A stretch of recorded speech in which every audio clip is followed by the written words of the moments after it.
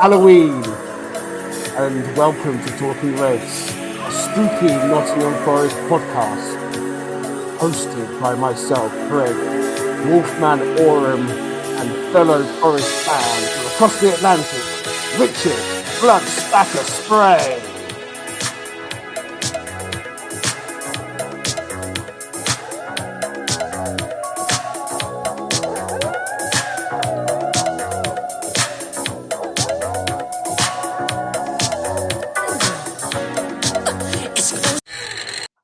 How are we doing, Richard? How are we today? I'm doing even better now. This is fantastic. Well done, mate. Happy Halloween, guys. Oh, yes. It's Halloween time. And as we look ahead to this weekend's action at the City Ground, Forest will be taking on a ghoulish West Ham United, looking for 3 wins in a row. So will Chris Wood strike at the heart of the Hammers' defence like a slayer driving a wooden stake into the heart of a lusty vampire? Can the monster partnership of Nikola Milenkovic and Murillo keep the visitors at bay?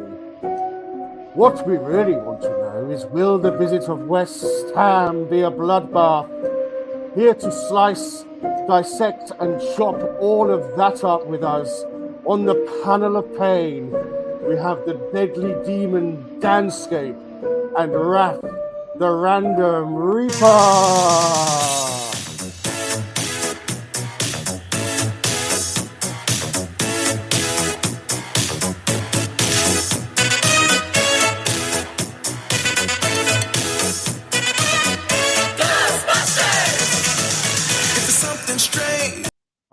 There we go. Welcome to the spooky Halloween special where, yes, we are here to keep you entertained. The Vampire, Stuart Atwell. How are you, Vampire? Good, thank you. Good. I thought, what's the scariest thing that a Forest fan could possibly see on Halloween? And it's Stuart Atwell. So here it is, in all his glory. Raph, how you doing? I am well, thanks very much. Other than the flipping scariest thing in the entire world is taking your niece to soft play and the Petri dish. I might as well just lick the floor. So I've been laid out by some mischievous bugs. Don't forget to join in with us in the chat.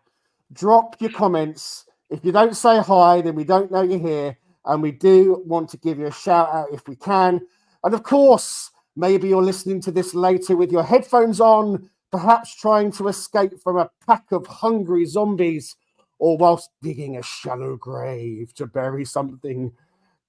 Maybe you're catching this episode on Apple or Spotify, or indeed on the YouTube playback.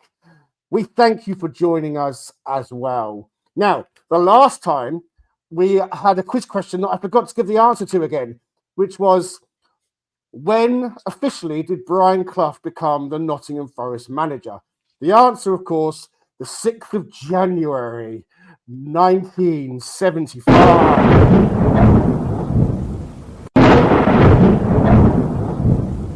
Indeed, that was a day to remember. Now, today is Halloween, so we want all of you to think about Forest players past and present and put them into a Halloween theme.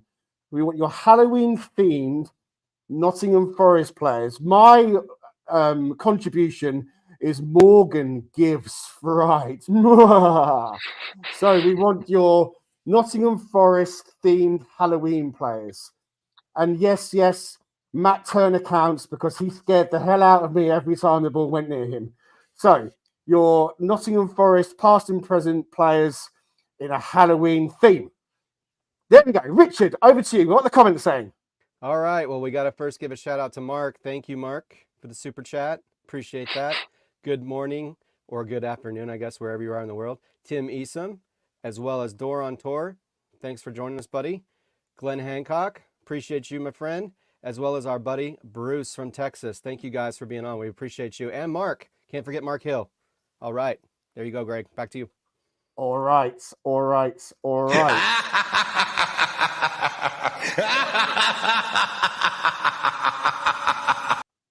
So we are having a fun Halloween episode.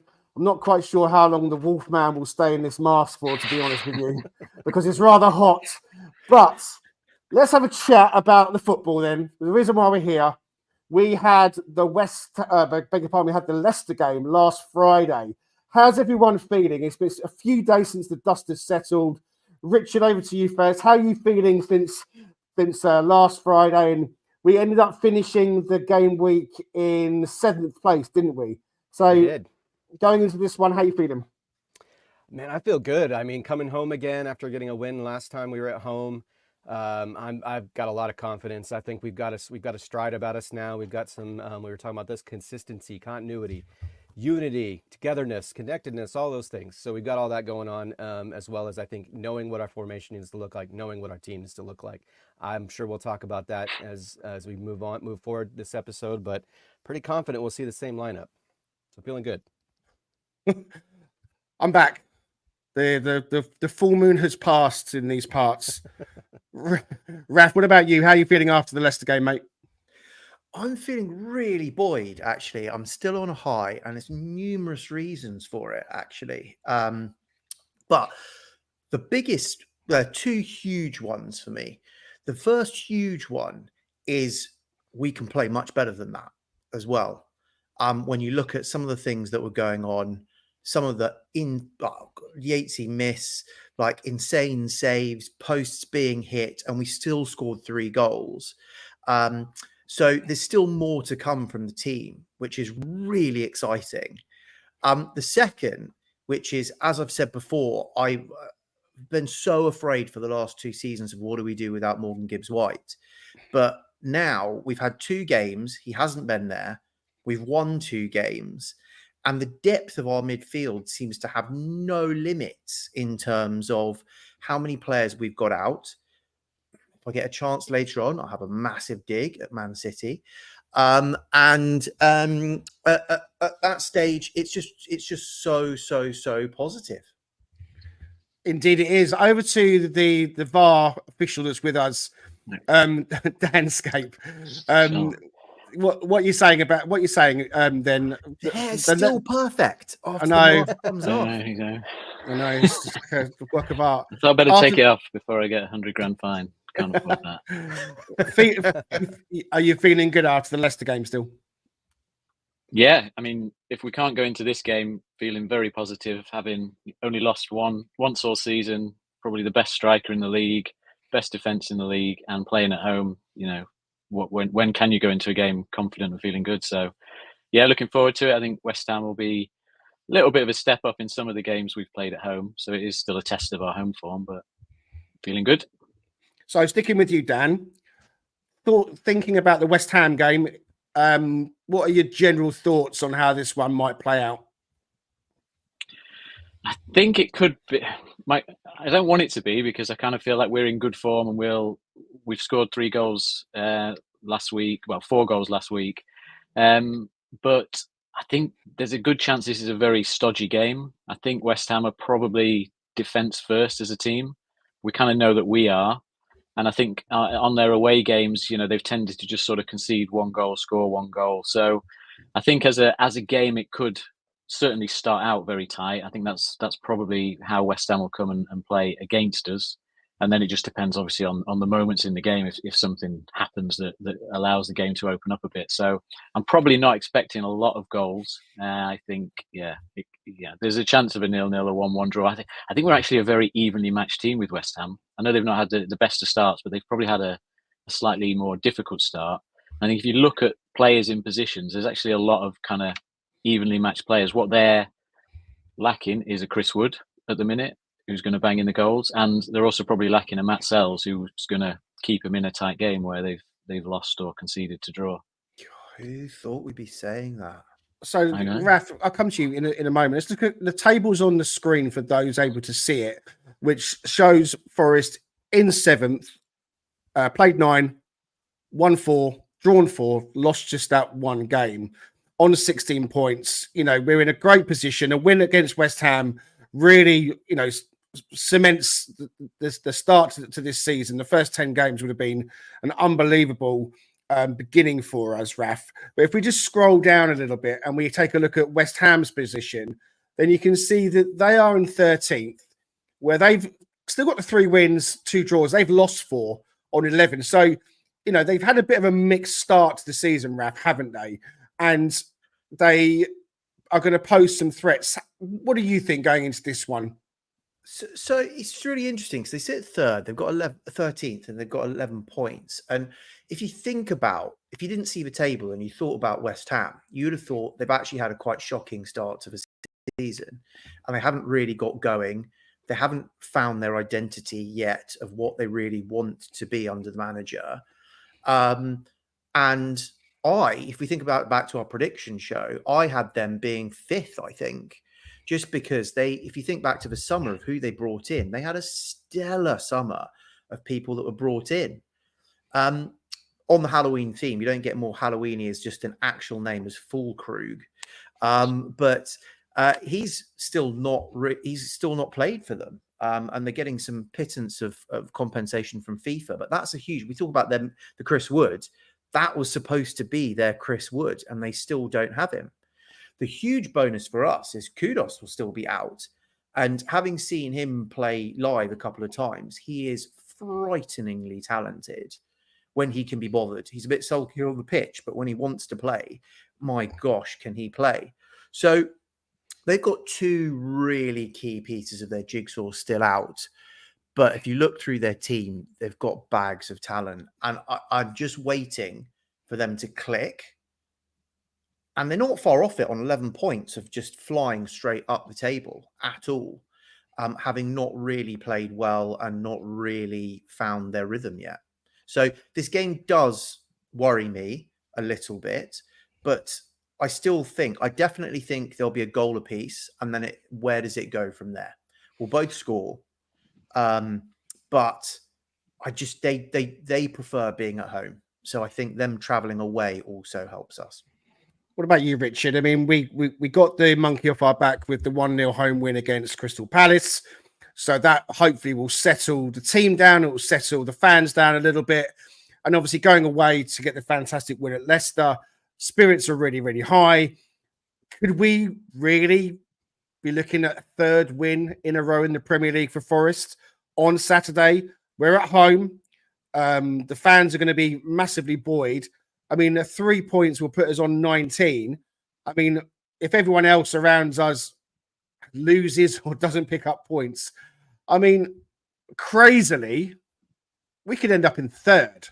I mean, it's not going to happen. I'm sure that Arsenal are going to win. I'm sure that Villa and Chelsea and Brighton will pick up a point or 2 or whatever it may be.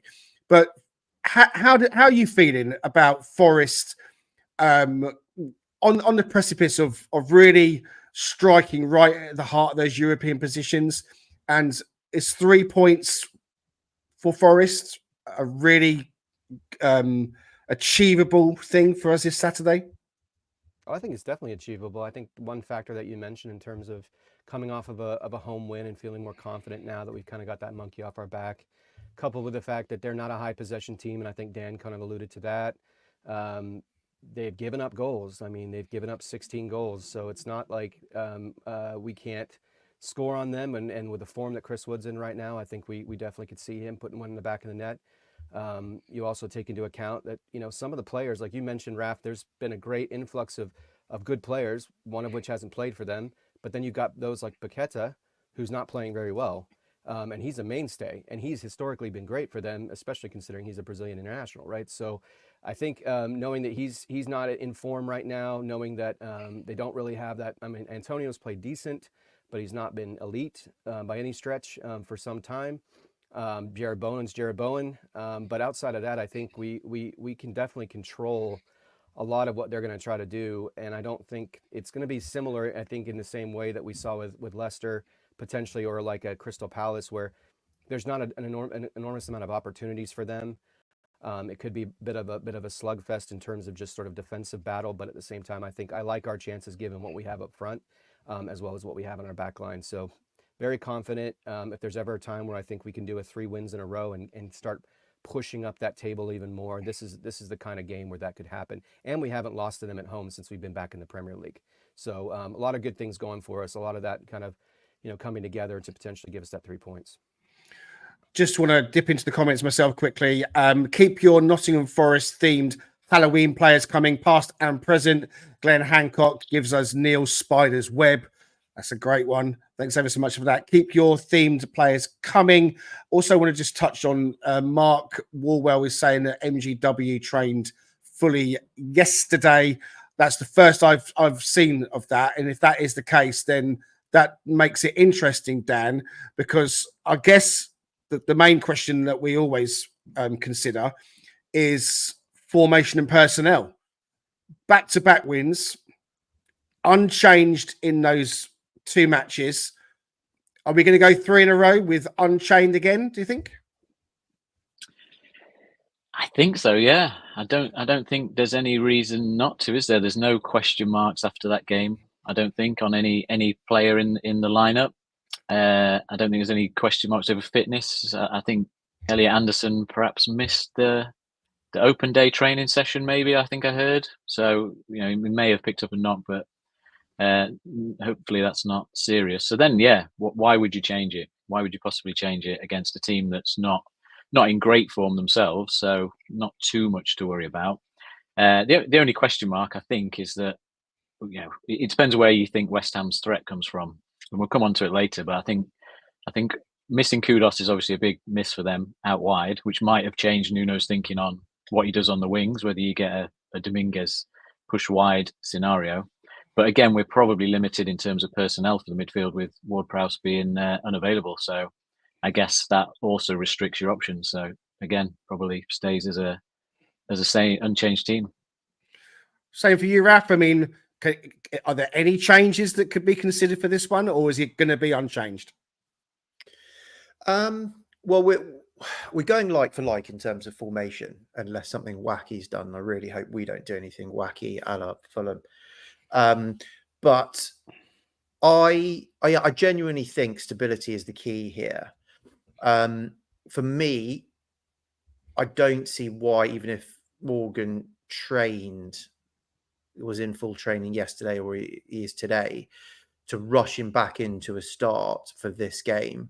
Have him on the bench and he can come off the bench and affect the game if we need him to, and maybe put him on anyway for the last 20 minutes to try and get some match fitness back into him.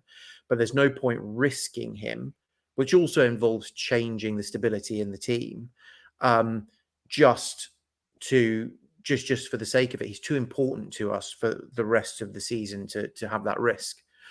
For me, and this is really controversial, I actually thought Moreno did not have a good game against Leicester. He was nowhere near marking his man. He was absolutely all over the shop. It was a flipping liability. I think it was just, he was lucky that the game was quieter in the second half, just because we were playing so much better, that he wasn't challenged on his yellow card. But he was never tight to his man at all. And Dominguez was pulled so far out of position to help him out the whole time. I actually think that Nico potentially gets a start. He's deserved it. He's come on and really affected games. And I know there's this whole Nico Williams energy coming on, and it's that mega double switch of Nico comes on, Morato comes on, and we just then push on. We get even more solid, and then we get the energy going forward. And it's the 70-minute switch out. So again, why try and fix something that isn't broken is then the counter argument of why we start Moreno and bring Williams on. But that's the one position to me that might be a switch up. Richard, anything in the comments from anyone, and any suggestions from them at the moment? Yeah, we want to turn over to one from John here, Carvelis, talking about Jota Silva for Elanga. Do we even think that's an option? Well, I mean, we've all been talking about Jota Silva on and on and on, and asking for him to be in the starting position, right? I'll be honest with you, I'm not making that same call for this one. I'm kind of with the guys to a certain extent. I think it will be unchanged. I know that Raf has made a case for Nico to start at left back. I'll be honest with you, I don't see it happening. I think that Nuno has found a formation, found a personnel in amongst the absences of Sangare and Danilo and Gibbs-White lately, and then the Ward-Prowse missing for his reasons. And this team seems settled. He's got them functioning, and they've won back-to-back games. Moreno, he kind of had a bit of a few funny moments with his winger on Friday night, but I don't feel that's enough for him to sit this one out, because I do think that we have to focus on those changes that come later and how it does get mixed up. And with the personnel in midfield not being there, then I still think he's got that tried and tested introduction of Williams coming in that you touched on, Raf, and Morato coming in as well. That's something that we expect to happen. And Jota Silva coming in later with Ramon Sosa, the wingers switching in like for like. So it kind of firmly expected to be the same. And we're going to, I think I said it in the last podcast, we've got our identity, we've got our way of playing and our style of playing. And this is what we're going to do. It's not a secret. It's there for everyone to see, because we're going to focus on us. And you have to cope with what we're going to do and the changes we're going to make. Some of it might be enforced because of personnel. Whether Gibbs-White comes into the reckoning from the bench or not, I don't know. But in terms of Jota Silva, going back to the question from the comments, I still think he's a bench option for this one. Raf, I think you want to come in there. Yeah, and the reason why I say that is I'm a huge admirer of Wan-Bissaka, and I think he is rock solid in that right back. Any teammate he's been in has just spoke volumes about his skill and how good he is at locking down that right back position.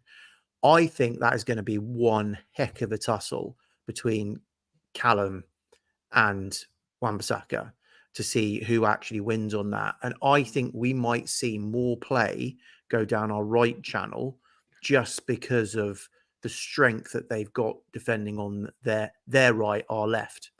And therefore, Alanga, who I think had his best game of the season against Leicester, we saw him getting back to his basics. The team were playing to his strengths and knocking the ball through for him to run and burn the back on the outside. And I think his confidence went up a couple of notches, and we'll see an even better game from Alanga at the weekend. DANSCAPE, you put together a few slides, and whilst Raf has brought up Wan-Bissaka, I'll put the one that you created that compares Ola Aina and Wan-Bissaka. Just take us through your findings on that, please, DANSCAPE. So I think what's important in this game is looking at West Ham's goal creation and shot creation. Both their fullbacks are quite heavily involved, which is quite the opposite for us.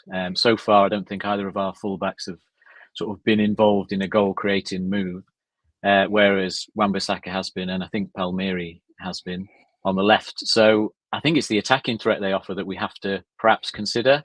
And that was similar when we played Fulham, obviously with is it Tete on the right and Robinson on the left.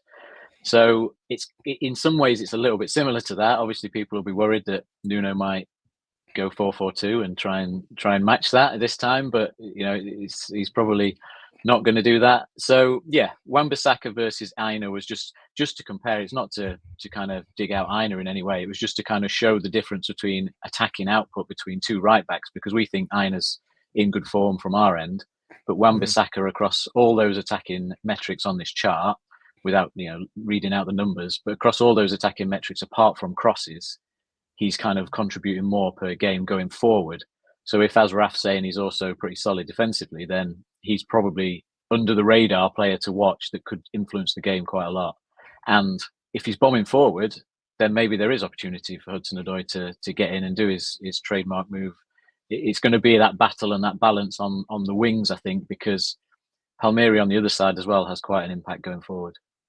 For those listening, the chart that DANSCAPE's created shows metrics against touches, progressive carries, successful dribbles, shot creating actions, things like through balls and shots. And Wan-Bissaka's numbers are greater than the likes of Ola Aina's that's on the chart as well. So it's clear that Wan-Bissaka is a threat, as Raf and you have both touched on. Wan-Bissaka is well known as well for his defending. I think at Man United he was considered a really decent defender, but going forwards he definitely is a threat. Richard, going back to the formation then, and going back, just putting the football back onto the screen. I mean, are you thinking unchanged as well? I mean, I've put Nico in there, left back under Raf's kind of suggestion. Could you see a case for Jota Silva coming in? Is there anything out of that you'd change? Would you prefer Moreno to start? What are you thinking? No, I'm of the same mindset as most of you. I think Elanga needs to play. The hope is that what he showed last week is only going to continue to progress, and we're going to start seeing that sort of early season form we saw last season, and he starts to provide more assists, to get goals, and I think when he has that confidence again, because it was clear he's just not had a lot of confidence. With that confidence, he can be very deadly, as we know. I can definitely see the case that Raf's putting forward, because when you look at who you're going to be playing against, this is Jared Bowen. We're talking about an England level forward, right? Wing player. So he struggled with Madueke. He struggled with Traore. He had a great game against Salah, but against some of these younger guys, he's really, really had a hard time. And I worry about that a little bit. So I'm wondering if we could probably see potentially a deviation from when maybe Nico gets brought in. We know, typically Nuno's not going to sub at a halftime, typically 60 plus minutes. But if he's struggling, and heaven forbid Jared Bowen scores or, assists and they go ahead or something of that nature, then maybe you might see there being a potential earlier hook, because we need to control that side of the pitch, because that's where they attack from, as you said, with Wan-Bissaka as well. So yeah, I can see the case for Nico. I think it's going to stay the same. I don't see he's going to change anything. It's working, the old adage, when it ain't broke, don't fix it. So we're going to kind of move forward with that, but I can definitely see Raf's rationale as it relates to Williams. Just quickly on left back. Yeah, just thinking on left back, the game last season at the City Ground, we won 2-0. That was Nuno Tavares' best game for Forest. He absolutely dominated that side of the pitch. We sort of sat that side in the first. Well, I don't know if it was the first or second half, but he was just bombing down the wing. And I think that's because they had Kudos on the right side, who's probably not interested in defending, so we could double up a lot on them. But that was so obvious in that game what we missed at left back from having that kind of top attacking threat. And I think the only thing that slightly disappointed me with Moreno, compared to what Tavares showed flashes of, is just that impact going forward. So hopefully at left back he can kind of repeat that role that Tavares played last season. Yeah, Dan, that's super strange as well, because when he came over, that was supposed to be Moreno's massive strength, which was going forward, and it was defensively, which was the question mark of how well can he defend. So I'm hoping there is more there of his ability to get forward and affect games. Yeah, I think that this is a game for Alex Moreno in that sense. That's why I think Nico will come on later. I'm of the opinion that if it ain't broke, don't fix it, because we did have the Fulham game where Nuno, in hindsight, didn't pick the right players in the right formation for that one. And he's as I said at the start, he's settled on this team that are finding each other now. I mean, Dominguez has been a revelation. I mean, I'm a massive Nico Dominguez fan. He's always been a good player. The work rate we get from him is really, really important. He's played back-to-back 90 plus minutes. And so he's had the week off to refresh. So as long as there's no fresh injury worries, then I certainly don't see there being any changes. However, going back to Morgan Gibbs-White, let's say he is now fully fit and available. We want to get him back in the team, don't we? Does he have to bide his time and make his way back into the team from the bench like most other players, Richard? Or if he's fit, he plays? Which one is it? You want your best players on the field. So from my perspective, he's got to play, and he's going to go back into the 10. You're going to move Anderson back to the 8. I don't think there's going to be any massive drop-off. I mean, Anderson's performed well in that role. Dominguez was great, in his role. So from my perspective, yes, you've got to do it. His creativity, his, ability to, kind of dictate flow of play and all that is just so, it's such a high level. I definitely think you can't remove that when it's available to you. What about you, Dan? Would you start Gibbs-White if he's fully fit? I mean, I'm talking fully fit, ready to go. Yeah, definitely. Yeah. For me, he's probably the first name on the team sheet any game if he's fully fit still for me. So yeah, he would come in.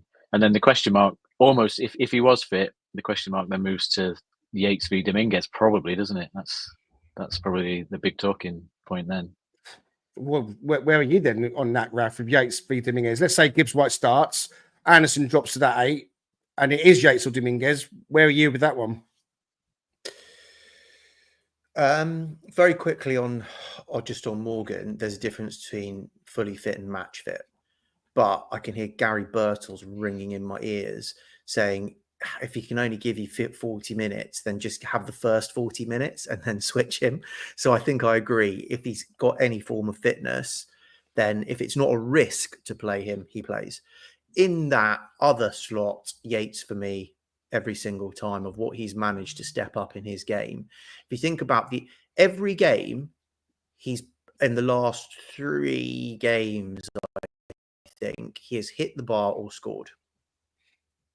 Yeah. And so what do we need in this team? We need goal threat, because at the moment Wood is the only one scoring. So actually we really need Yates and his box crashing ability. And Anderson can tackle, like he can mop up if Yates is going forward. But is it Dominguez that's allowed Yates to do that? Because he's had Dominguez next to him, then Yates has had that more what's the word I'm looking for? He's had the ability to get forward more, basically, hasn't he? He's been the one that's been probing forwards more. I have full confidence that Anderson can do that as well.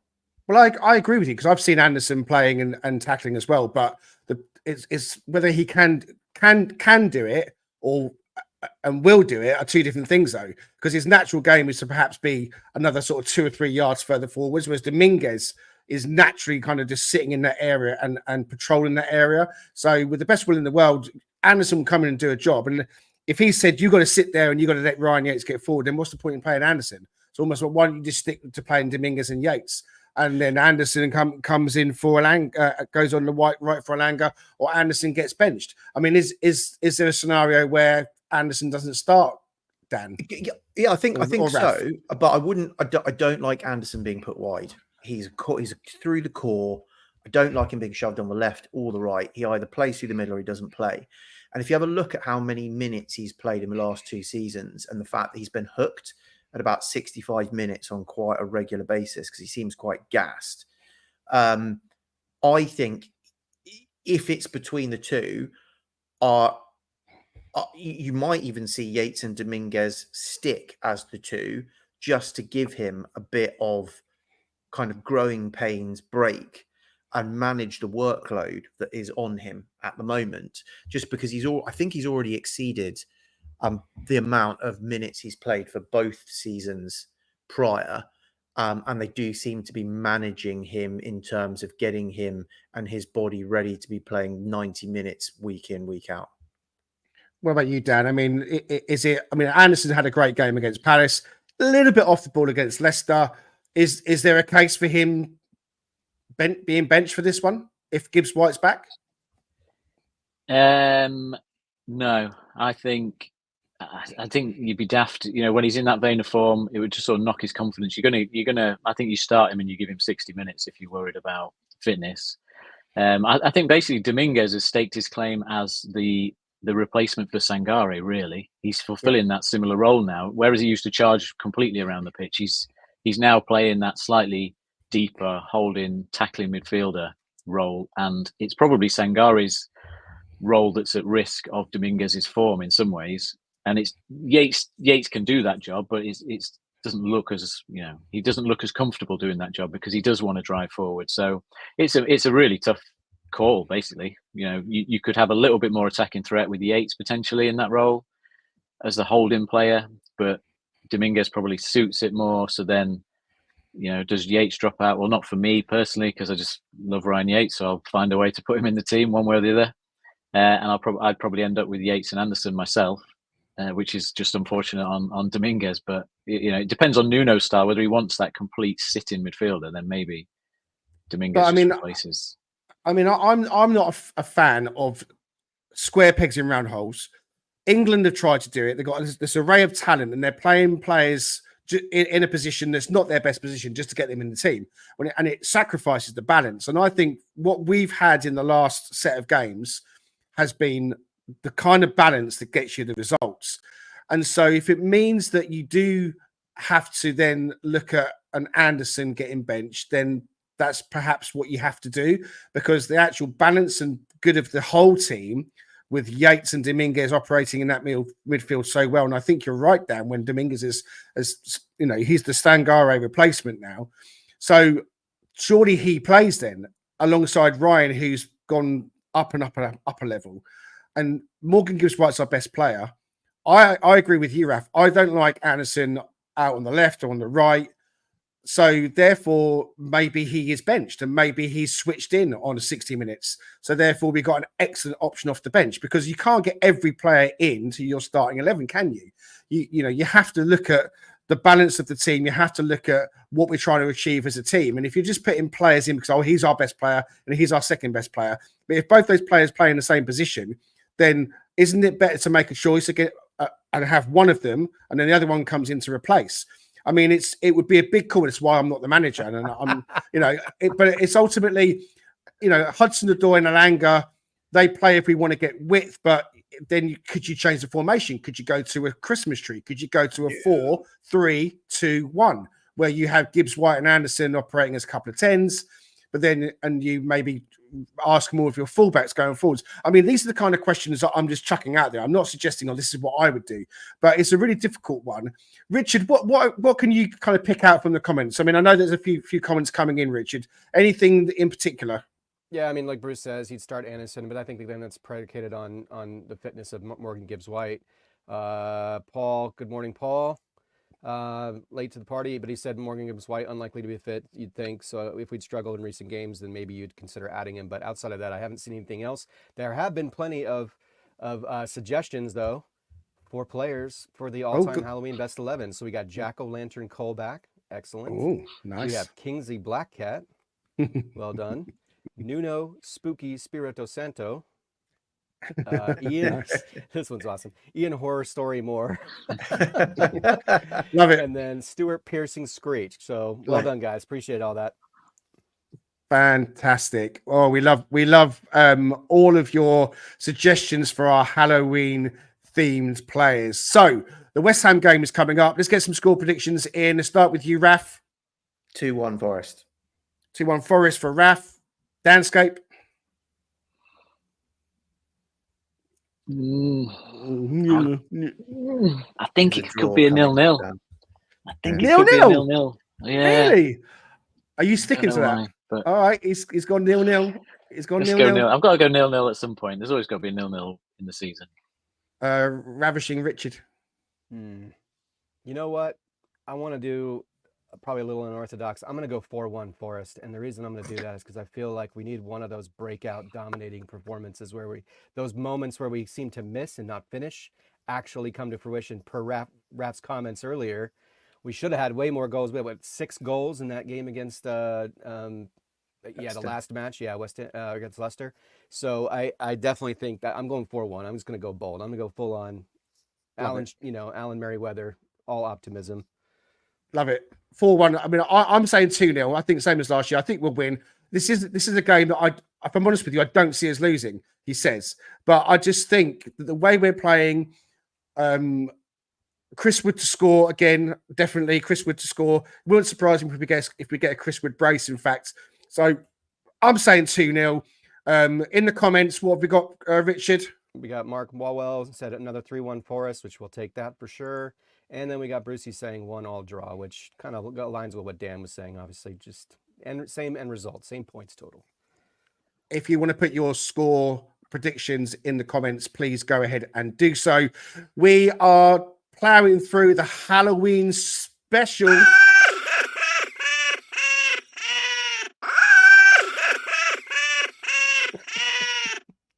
To please hit like and subscribe on this video. We really appreciate everyone that has subscribed, and if you can push the button and leave us a nice review. If you're listening on Apple and Spotify, we don't really have very many, if any, reviews. We've got 1 or 2. So if you can take the time to punch out something nice, actually be nice to read something, you can give us the feedback and you can give us the 5-star review. And we'd be very grateful if you could do that for us. All right. got to move on. And so now it's time for something completely different.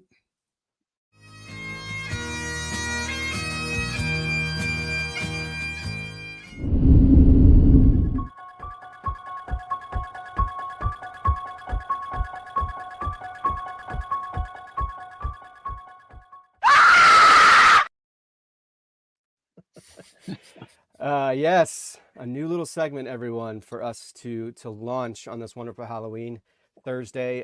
So we are actually going to be doing deep thoughts going forward, but for this particular one, we want to talk about a Frankenstein developed and created player on our team. So for you guys, that would be Greg, Raph, and also Dan.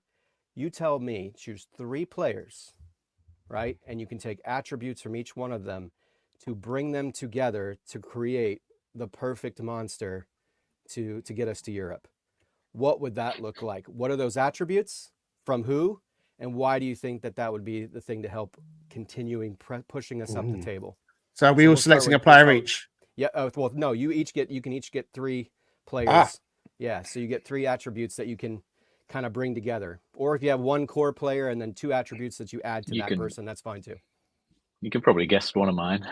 Yeah. So we'll go Dan first. Go ahead, Dan. Let's go. Let's go. Carlos Miguel's length. Let's go. Willy Bolly's muscles, physique, and let's go. Brian Roy's feet and dribbling ability. Oh, that's a hell of a player. Interesting. Yeah. What about you, Raph? He's making notes. Oh, yeah. Right. So I reckon you're going to take Alanga's speed. You're going to take Morgan Gibbs White's vision and complete deep well of energy that never seems to run out, and drive. Because you could put Yates, but you get that with Morgan Gibbs White as well. And then it's a toss-up between Anderson and Murillo, but I'm going to say that actually Anderson can ping 70-yard passes as well. But his adaptability to be able to get out of tight, the ball at his feet is just magical. So if I put Anderson, Morgan Gibbs White, and Alanga all together to create, well, pretty much Messi, I think. Yeah. And anyone in the comments put in, I love that, by the way. Anyone in the comments, if you want to create your own Frankenstein of a player for Forest, go ahead. Greg, what do you think? So Stuart Pearce's thighs, because any Forest monster is going to need the legs of a psycho demon. So Stuart Pearce's thighs, the left foot of Ian Wone, because as much as Stuart Pearce had a left foot, Woney's left foot was just a bit of a wand, I thought. So Ian Wone's left foot, and the brain of Brice Samba, because I want that S-housery and that devilish, impish stare that he could come up with, and the right cross across the back of the head. That brain was always switched on. So the brain of Brice Samba, the thighs of Stuart Pearce, and the left foot of Ian Wone. Brilliant. All right, Brucey threw out Alanga's athleticism, which I know, Raph, you touched on the pace, Wood's finishing, and Morgan Gibbs White's creativity. I love that. Yeah, I said Morgan Gibbs White is my core, right? So all the things that you've mentioned about him, but you add James Ward-Prowse's set piece capability, and then you add Chris Wood's finishing. And I think we have the perfect number 10, because then he scores goals, he can feed it to others and gets more assists. To me, that is like the best number 10. Do you know what? I so agree, because after you guys are coming out with it, I was just like, what is Morgan Gibbs White missing? And what I always lament about is his finishing.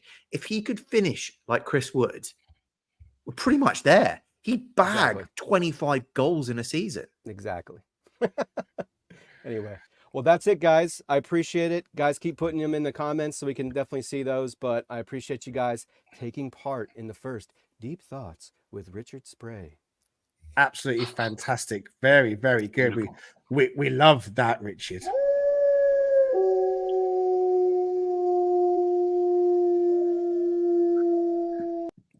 Okay, so yeah, I'm getting getting a little bit of grief in the comments. Let's put them up. Let's put it. Where's it gone? Where's it gone? Yeah, I'm not sure if this is the same dude that kind of has been trolling me on Twitter. Yo, Greg, when can we touch your new clothes? So yeah, I feel the same dude that's kind of decided to troll me on Twitter. Then that's fine. But I just put out my little review of the Adidas Special stuff because I did push the boat out and bought the tracksuit, bought the white top, bought the trainers, and wanted to say that yeah, they're expensive, but it's good quality stuff. And you get what you pay for these days. So actually, I was pretty happy with it all in the end. So yeah, if you want to come and touch the new clothes, then get in line. And don't forget, Healing Properties lie within. So grab a ticket, £100 each. Let's move on to the next segment in the podcast. We're running out of time. Chatting about, I think it was yesterday, the open day training, or the day before. Tuesday, wasn't it? I beg your pardon. Tuesday. Yeah. Two days ago. So did you manage to get a ticket to go in the end, DANSCAPE? I think you were trying to get across, weren't you? I wasn't trying to go myself. I was trying to get my nephew a ticket. Yeah. And he went with a grandparent. So yeah, it sounds like he enjoyed it. He didn't. I told him that if he managed to get a picture with Willy Bolly, then I could share it on here. But he didn't manage that, unfortunately. So he's dead to me now. And no, so but no, it sounded like it was a good day. Busy. Yeah. It was. No, it looked fantastic. And the thing that stood out, Richard, was Nuno's press conference with Warriors United, the special needs, disabled football team, children with learning impairments and Down syndrome and other disabilities as well. And that press conference where he was sat with them all and they were all in the audience asking questions. I mean, it was so heartwarming, wasn't it, for us to see our manager really kind of spending time with these children.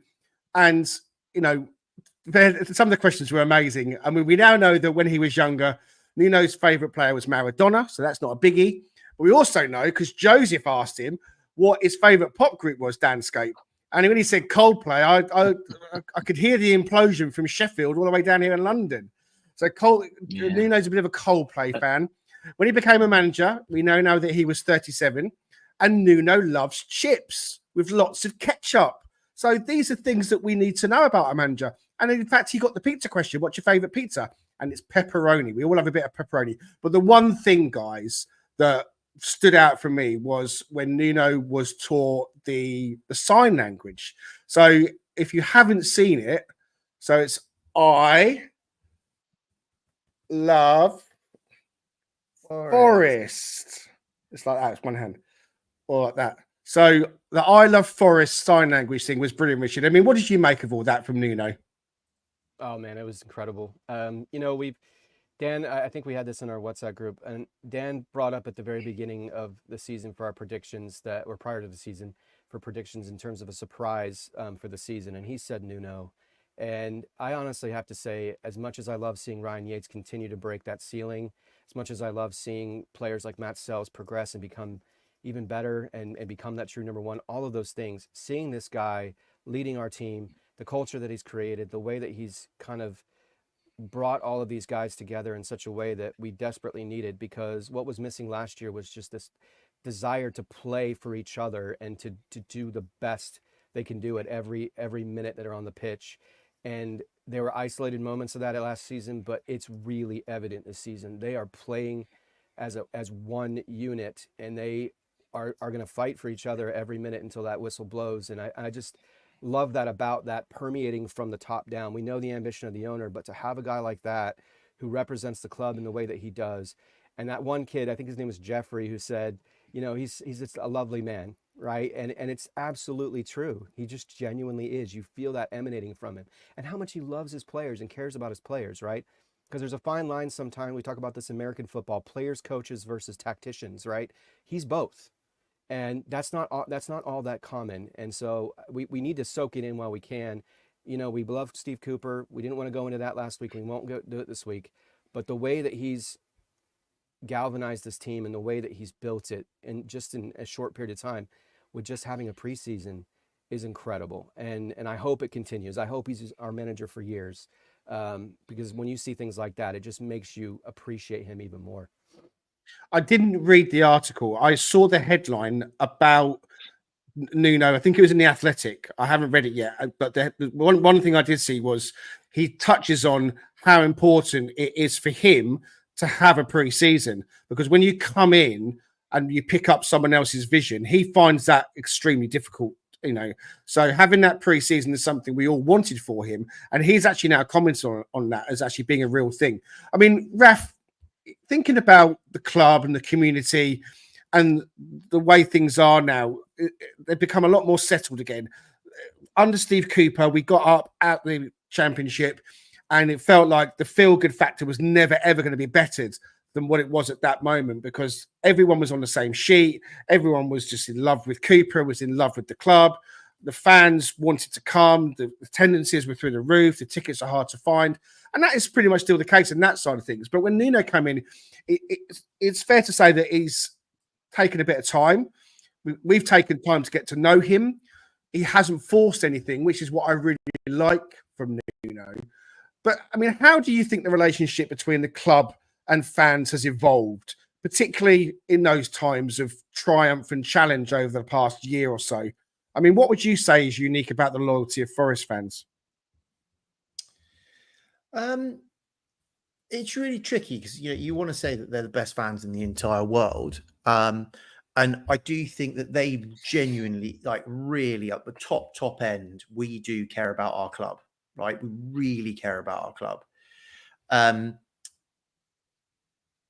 We have had issues with owners in the past, and I think a mark of how far we have come and the level of love that we have, I would say the majority of the fan base have for Marinakis, and I'd really like to know anyone else that doesn't right now, is if you see the court cases and the libel cases that he's dealing with right now, that with the huge active campaign around the stadiums that this has come out, no one jumped on the bandwagon. No one started pointing fingers at Marinakis. We all lined up behind him and just went, do you know what? He's our owner. He's done nothing wrong, etc., which is a really large, I think, step change to seeing someone that is part of our club, not just an owner who's kind of just the owner who's doing something with the club. I think that really, Dougherty was amazing, but you've got an owner, a manager, and a fan base that are all starting to integrate for the first time, and everyone is pulling for one another as well, which is really, really, really important.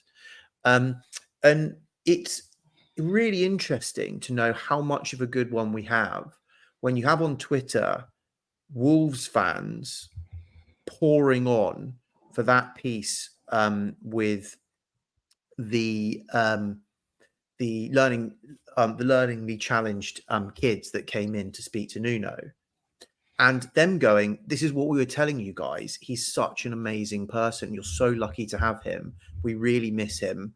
And like, just please love him, like, because he's that good a human being. And when you get opposing fans that used to have a manager coming on and backing him to the hilt about how good a human being he is, now that we're seeing the tactics on the other side, it's the complete package, with an owner that has got crazy ambitions.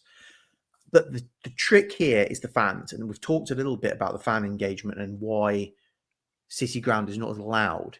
I think there's a similarity here, right? When Nuno first came in, he was quite quiet.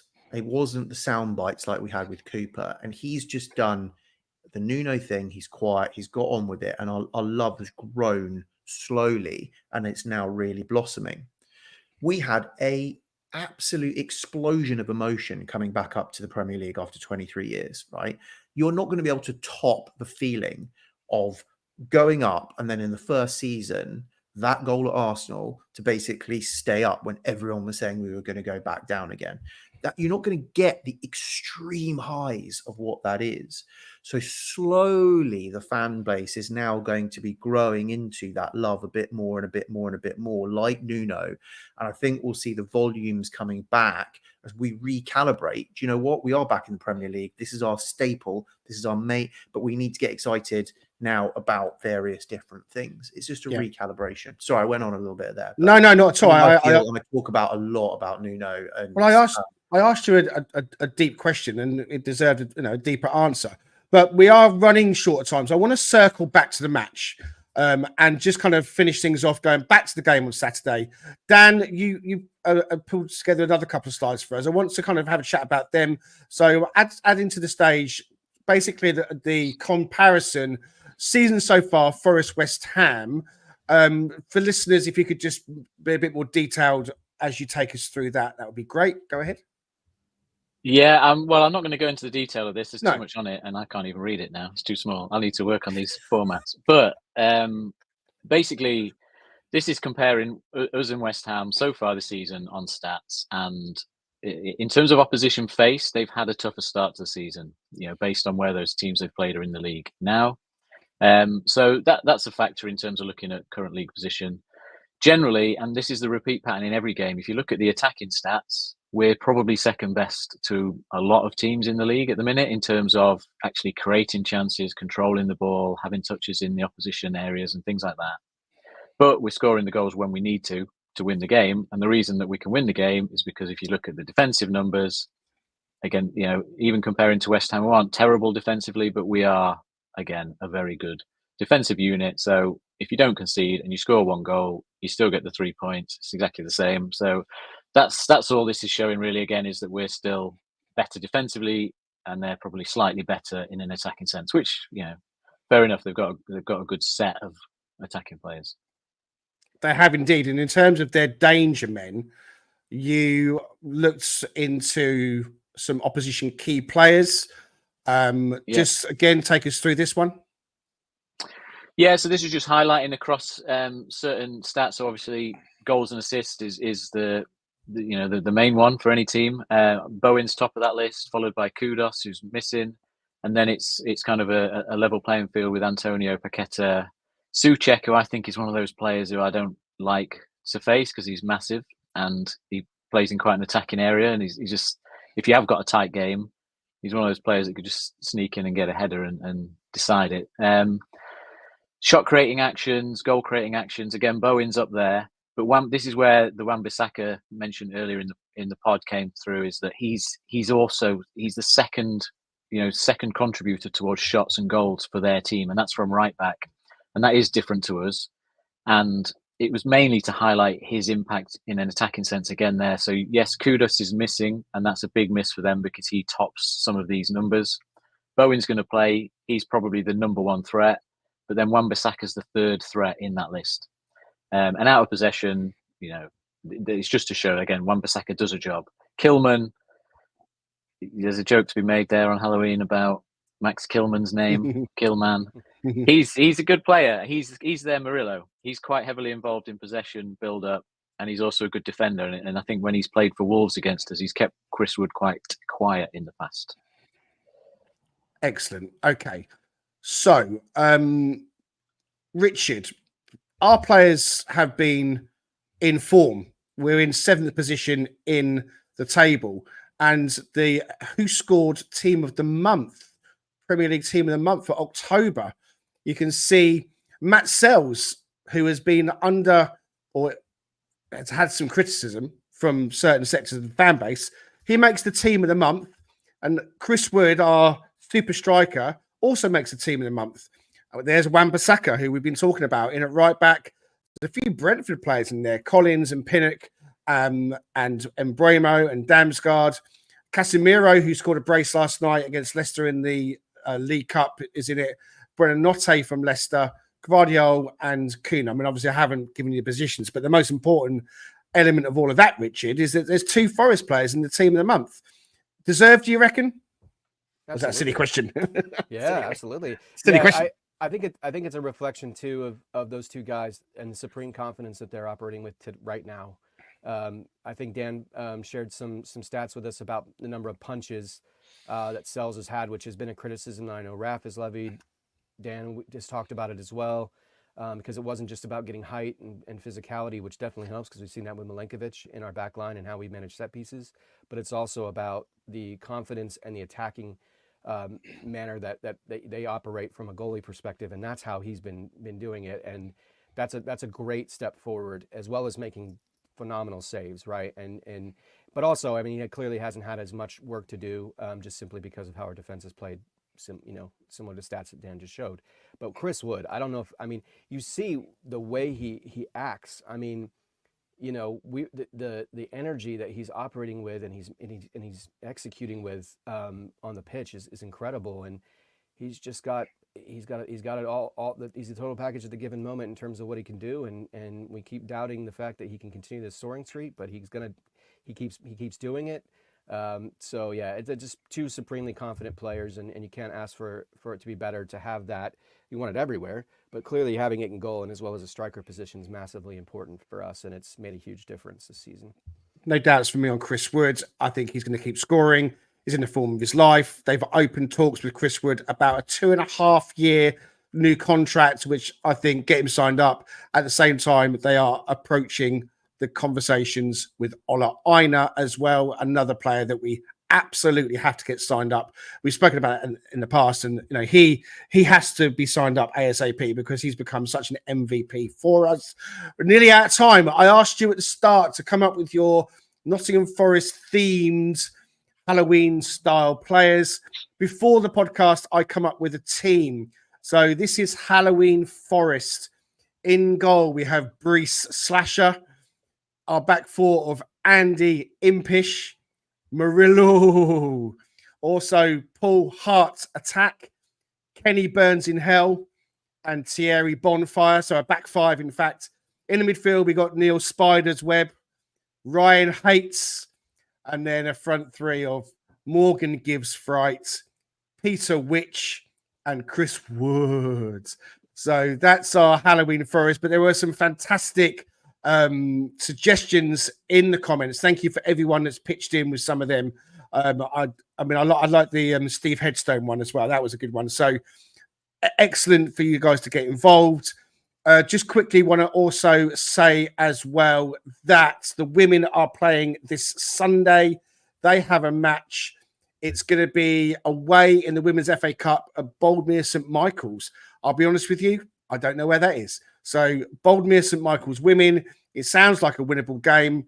Forest women have been flying high in their league and scoring lots of goals. So hopefully we will have another goal fest there as well. Just want to also quickly talk about, we're running slightly over, but there was also another fine for the club. Nottingham Forest and Chelsea have been fined for the mass confrontation at their Premier League fixture on Sunday, the 6th of October, DANSCAPE. So, I think Chelsea got 40 grand or something like that. And we've got, what was it, 125 or something? I can't remember what it was. But, I mean, that's ridiculous, isn't it? I mean, how can they separate the levels of fine between the two clubs? I mean, there was a slap around the back of the head from Nicholas Jackson from Morato. I mean, what's it all about, DANSCAPE? So I have a slightly different opinion on some of the previous incidents to other fans. I think some of them we've kind of, we've got what we deserve to a point, and we've kind of made it worse by not admitting to what we've done or at least apologising and all that. But on this particular one, I really don't get it, because reading the report, the argument is that because we didn't kind of accept our part in it, we got, we had no remorse for it. So we got a bigger punishment. And I get our track record. We've got more incidents, which is part of why we got a bigger punishment. But when you think about it, what happened is Nico Williams tripped a player on the field, which, the referee can deal with. He can book Nico Williams if it's that bad of a foul. We can carry on. The only reason it escalated is because the Chelsea players got involved, charged off the bench and started a fight. And then obviously, your players are going to defend one player against 3 or 4 of theirs, aren't they? That's just human nature. You can't avoid that side of it. Yeah, and the comparison I'd come up with is like, if you bump into someone in your car and you make a mistake, there's ways and means of dealing with that. If it's a serious accident, the police get involved, the insurance deals with it. But if the guy in the other car comes out and smacks you in the face, then when you go to court, the judge doesn't say, well, you deserved it because you bumped into his car. You can't escalate it in that way, and that the person responsible for it is to blame. And I think that's what was baffling about this decision. It seemed quite a lazy decision whereby they just wanted to blame both sides rather than look at it in the practical, which is Nico Williams commits a foul, Chelsea then escalate it, and we end up with a, 3 times the fine. So this is the first one where I do think we've been a bit harshly done by. Perhaps because it's Forest, they're going all in, studs up on us at the moment. And I think we're just going to have to suck it up. I mean, we've been our own worst enemy at times. And, I want less problems off the pitch. Let's get back to just focusing on what happens on the pitch. That's got to be the most important thing. The team are flying high. A win on Saturday, and we could be going into places that we could only have dreamed of at the start of the season. So the football's good. Let's hope that continues to be the case. Okay, right, we are out of time. It's been a fantastic Halloween special today. Thank you so much for everyone joining in the comments. It's been really, really good fun. So I'm going to give the floor over to the guys. Raf, any final thoughts? No, not really, other than I'm not going to shed a tear for Pep and his team. Lots of other teams have had 8 injuries and everyone just got on with it. It's your own fault, really. Own up to it. If you only register 20 senior players and 4 of them are goalkeepers. So you've got the money to be able to buy more players. Own it. Stop complaining. That's me.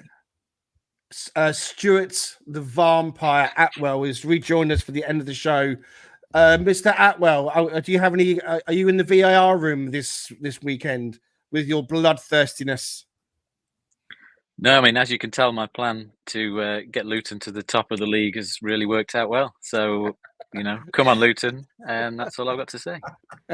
Fantastic. Richard Spray, the Deep Thoughts with Richard Spray will be a new feature, and it was a great one today, Richard. Thank you so much for that. Final thoughts, Richard? No, just you Reds. We gotta take these 3 points, and we're gonna do it. And I also want to give a shout out to my daughter. She just finished a statewide competition. I don't know if you guys know what color guard is, but basically they go out with the American football team and they have a routine with their flags and do all of that. It's pretty demanding physically, and she finished as the 3rd highest rated color guard person in the entire state out of thousands, which was pretty cool. Yeah, so good for her. It's great. That's amazing. Yeah, really proud of her. So always good to have those nice dad moments, right, Greg? To lift your spirits a little bit. Yeah, 100%. That's great to hear. Thank you for that.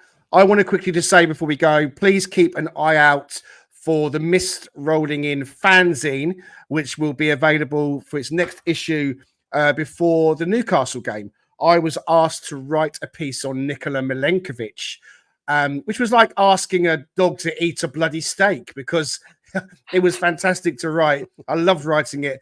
And that feature will be in the said fanzine. I'll be up for the Newcastle game as well. So I've been promised a free copy of that. So that'll be fun.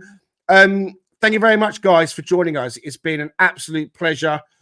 This is the Halloween special on Talking Reds. We hope you've enjoyed it, and we will see you on the next time.